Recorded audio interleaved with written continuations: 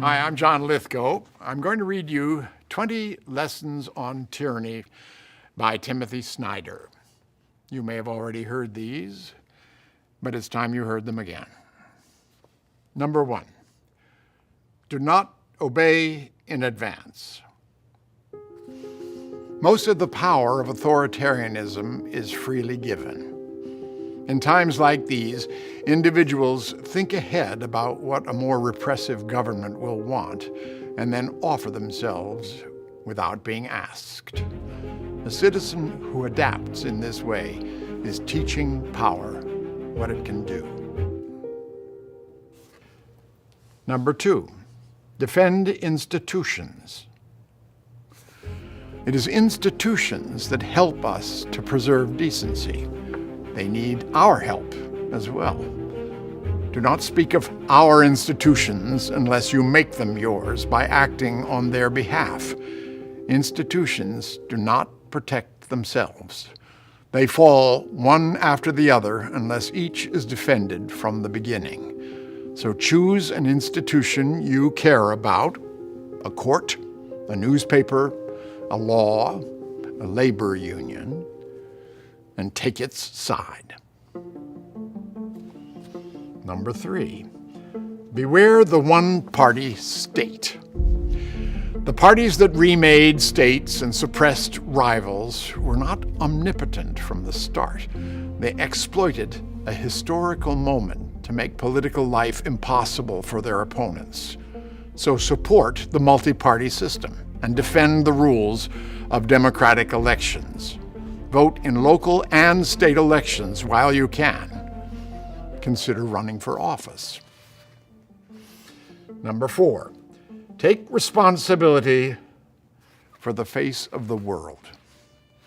The symbols of today enable the reality of tomorrow. Notice the swastikas and the other signs of hate. Do not look away and do not get used to them. Remove them yourself and set an example for others to do so. Number 5, remember professional ethics. When political leaders set a negative example, professional commitments to just practice become more important. It is hard to subvert a rule of law state without lawyers or to hold show trials without judges. Authoritarians need obedient civil servants, and concentration camp directors seek businessmen interested in cheap labor. Number 6, beware of paramilitaries. When the men with guns who have always claimed to be against the system start wearing uniforms and marching with torches and pictures of a leader, the end is nigh. When the pro-leader paramilitary and the official police and military intermingle, the end has come. Number 7, be reflective if you must be armed. If you carry a weapon in public, may God bless you and keep you. But know that evils of the past involved policemen and soldiers finding themselves one day doing irregular things. Be ready to say no. Number 8, stand out. Someone has to. It is easy to follow along. It can feel strange to do or say something different. But without that unease, there is no freedom. Remember Rosa Parks. The moment you set an example, the spell of the status quo is broken, and others will follow. Number 9, be kind to our language. Avoid pronouncing the phrases everyone else does. Think up your own way of speaking, even if only to convey that thing that you think everyone is saying. Make an effort to separate yourself from the internet. Read books. Number 10, believe in truth. To abandon facts is to abandon freedom. If nothing is true, then no one can criticize power, because there is no basis upon which to do so. If nothing is true, then all is spectacle. The biggest wallet pays for the most blinding lights. Number 11, investigate. Figure things out for yourself. Spend more time with long articles. Subsidize investigative journalism by subscribing to print media. Realize that some of what is on the internet is there to harm you. Learn about sites that investigate propaganda campaigns, some of which come from abroad. Take responsibility for what you communicate with others. Number 12, make eye contact and small talk. This is not just polite. It is part of being a citizen and a responsible member of society. It is also a way to stay in touch with your surroundings, break down social barriers, and understand whom you should and should not trust. If we enter a culture of denunciation, you will want to know the psychological landscape of your daily life. Number 13, practice corporeal politics. Power wants your body softening in your chair and your emotions dissipating on the screen.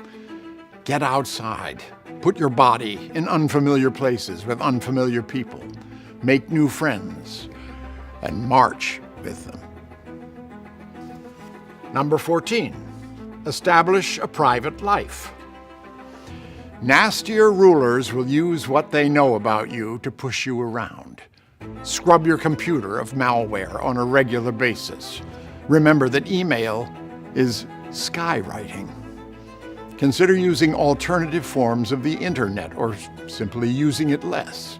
Have personal exchanges in person. For the same reason, resolve any legal trouble. Tyrants seek the hook on which to hang you. Try not to have hooks.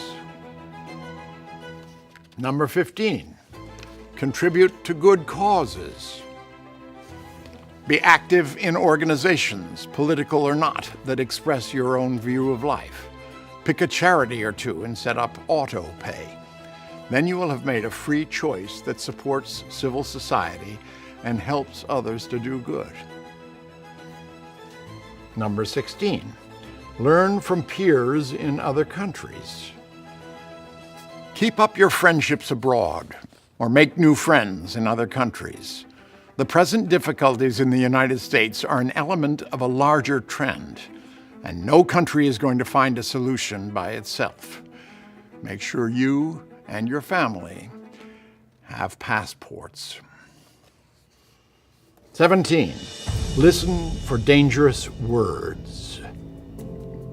Be alert to the use of the words extremism and terrorism. Be alive to the fatal notions of emergency and exception. Be angry about the treacherous use of patriotic vocabulary. Number 18, be calm when the unthinkable arrives. Modern tyranny is terror management. When the terrorist attack comes, remember that authoritarians exploit such events in order to consolidate power. The sudden disaster that requires the end of checks and balances, the dissolution of opposition parties, the suspension of freedom of expression, the right to a fair trial, and so on, is the oldest trick in the Hitlerian book. Do not fall for it.